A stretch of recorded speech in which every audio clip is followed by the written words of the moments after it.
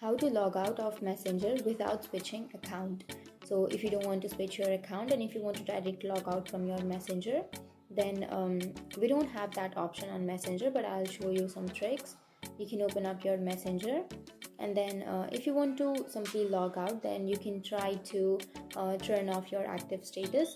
You can simply go for the upper left corner, which has that three bar icon, and settings, and then active status, and you can simply turn that off so that no one will notice that you are logged into your Messenger. Or if that doesn't fix your problem, and if you want to really log out, then you can simply scroll down and go for account center, and here go for password and security, and then go for where you are logged in, and go for Facebook.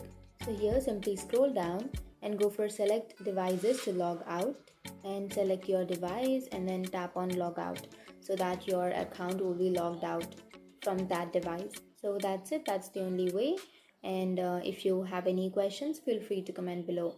Thanks for watching.